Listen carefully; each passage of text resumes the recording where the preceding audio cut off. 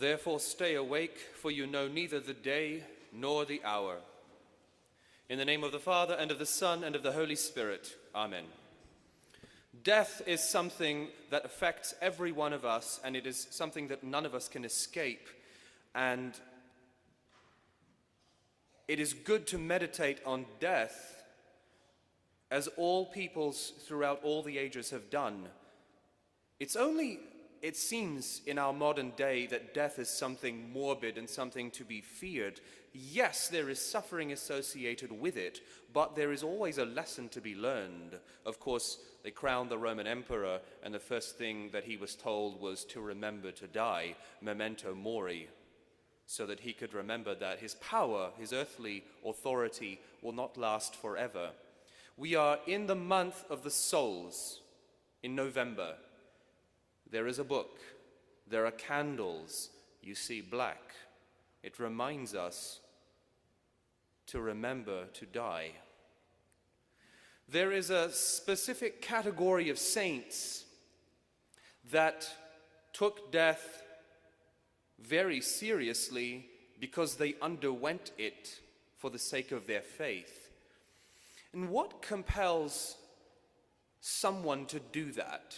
A martyr, whether he's a bishop or a priest or a religious or a layman or laywoman, it's happening even to this day. There are martyrs for the name of our Lord Jesus Christ. What compels that person or that group of people to die for our Lord? Well, what compels them? What compels anyone to die for anyone? What makes us be willing to die for someone else? It's very simple. It's because we know them and we love them. If we don't know them, then who are we dying for? If we don't love them, if we don't care, then why are we doing it? Now, the first reading today is about wisdom.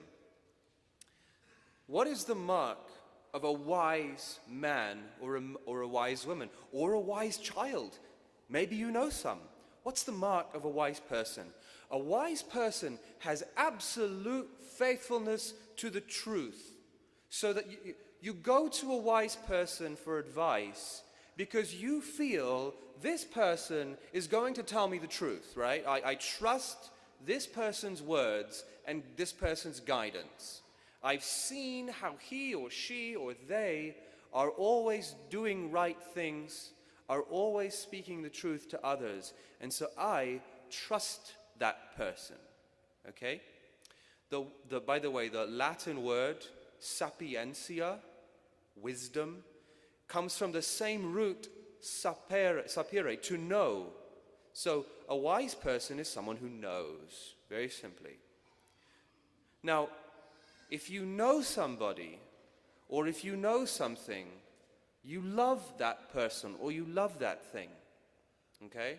Love is not an emotion, oogling and googling down in the belly, like most people think nowadays. I love this person, or I love this thing, and I feel something here, right? Your heart beating, or your stomach turning, like a high school boy seeing his girl walking down the hall, or a girl seeing her high school sweetheart. You know, the belly starts turning, and it's all emotional. That's not love. Married people, you should know very well. Love is, I don't care how they look or how they sound, I'm going to do the right thing because I know that this person is my spouse and I know how I should treat them. And our Lord says, greater love has no man than to what? Oogle and google in the belly? No. Greater love has no man than to lay down his life for his friends. So when you are willing to die for someone, then you know you love them. And as I tell my middle schoolers and sometimes high schoolers and college students, I love him, Father, I just love him. If an intruder broke in today, would you jump in front of the gun? Then how do you know you love them? Perhaps you like them, not knocking that. You will prove your love in time. Maybe not today, but maybe in time. Martyrs do what they do because they know and love God. They know God, and therefore they love Him. In order to love something, you have to know that. You have to know. I cannot love my spouse, for example, if I do not know who she is. If she were a stranger, I might have a certain distant love for her, but I don't know her and I don't love her like a spouse loves his wife. A husband loves his wife. And that, my dearest brothers and sisters in Christ, is why people leave the faith. People leave the faith because they never knew Him in the first place. Because if they did, they wouldn't leave, because they love Him. If they didn't love Him, they're much more ready to leave. Okay? The martyrs are the people who truly know and love God more than anybody else. And that's why since the beginning the Church has taught that anyone who gives up his or her life for the faith is admitted into heaven, into the communion of saints. Because, think about it, God is love. Martyrs have loved God to the extent there is no greater love on earth. Therefore, they are in His presence because they loved Him with their lives. And today, in both the Latin Roman calendar and in my Byzantine calendar, there is a martyr that we celebrate commonly, Saint Josaphat, the Archbishop of Polotsk, by the way, whose relic is currently on the altar. I brought it from the chapel for you, and I would invite you to venerate it in the chapel afterwards on your way to fellowship. Saint Josaphat, what did he die for? Saint Josaphat lived in a time when the Eastern Christians of what's now Ukraine and Belarusia were beginning, some of them, to reunite with the Church of Rome. Why? A lot of politics, but also a lot of love. And he lived in the aftermath of that. Love unites. Sin tears apart. By the way, that's the origin of the word devil. Devil comes from the Greek diabalein, which is to rip asunder, to tear apart. The devil is the opposite of love, because love unites us with God and with one another. You see the symbolism?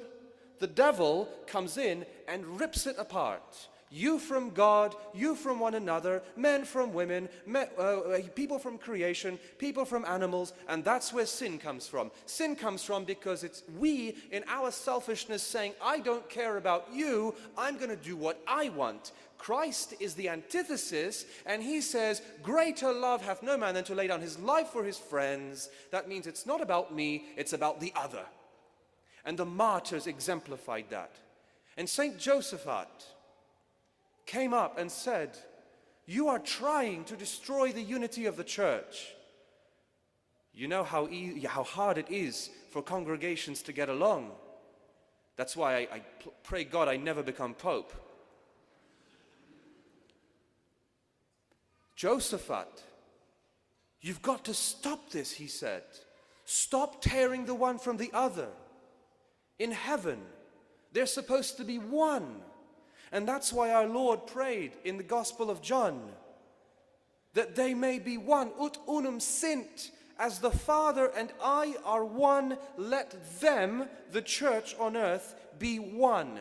And so, he saw all of this violence, all of this persecution, and he said, if they aren't willing, I'm going to do it. I'm going to show them what unity looks like.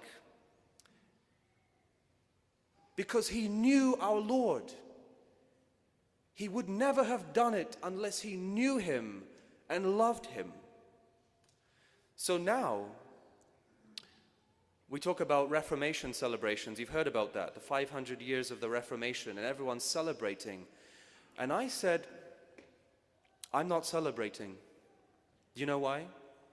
Because it is objectively a tragedy that the church is divided. You know when I will celebrate? In heaven. Not now. Now I work hard, like the martyrs did, like Saint Josaphat did, to bring unity on earth in the church. I cannot compromise, because our Lord never compromised. He didn't sit on the cross thinking, maybe I should have let the Pharisees have a little bit. He never did that. He was silent in his witness to the truth. And Josaphat was silent. And the mob came looking for him to trap him, lest he say or do something that would incriminate him. And they broke into his house, and they shot him. And he took an axe to the head, and they threw his body into the river, and the body just kept swimming back to shore, and they kept throwing it out further, and it kept swimming back. His body lies incorrupt in St. Peter's Basilica in the Vatican now. God is saying, you thought you could pull the wool over my eyes, didn't you? You thought you could destroy his body. Well, he gave up his life and his body because he loved me and he loved my church. God is saying, I'll preserve it. I'll break the laws of your nature. You think you can pull the wool over my eyes? Heaven is real. Heaven is real. And my grace conquers all. And we humans, men and women of all the cultures, are made for unity. We're made to be with a small c, Catholic. Do you know what the word Catholic means? Universal, togetherness. That's how we're made. And in heaven, that's how we will be. Please God. We will be together with God in the body of Christ because we love him, and we love him because we know him. We know him. And so the reading goes on. If you really want to be prudent in this world, then you have to acquire knowledge of God. You have to figure out, how is God asking me to serve him now? And then you will be wise. And then you will be wise. And it's not just Father Winslow, although he's a very wise man. And not just Father Bean, although he's a very wise young priest.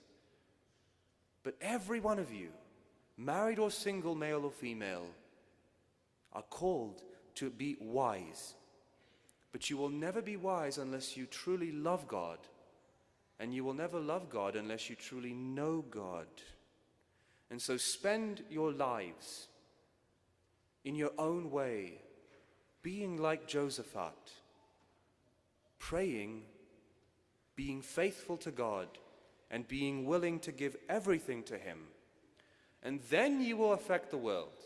Then you will be teachers to others. You will be martyrs, not in the red sense, but just in your day-to-day living, like a good husband, or a good wife, or a good son or daughter, or a good father or mother, serving one another because you know them and because you love them, being ready to do always what's true and what's wise. Be like those virgins in the gospel that always have oil ready, because you never know the day or the hour, right? You never know when the Lord will take you. And what will your answer be before the judgment seat? I thought I would live an extra day, so I left off doing good until tomorrow. The best thing you can do it now. Is that not a sin of our generation, those of us who are 30 and younger? We leave things off. Well, I'll wait 10 years before I get married, or I'll wait 10 years before I give to charity. How do you know you'll live 10 years? Do it today. You could change somebody's life today. Perhaps over there in the narthex, perhaps here in church, perhaps someone you should be praying for needs your prayers right now. Right now, you can change somebody's life. Right now, you can be holy. Right now, you can be a saint. That's wisdom. Always faithfulness to God, like the martyrs, like those virgins who had the oil ready. In the name of the Father, and of the Son, and of the Holy Spirit. Amen.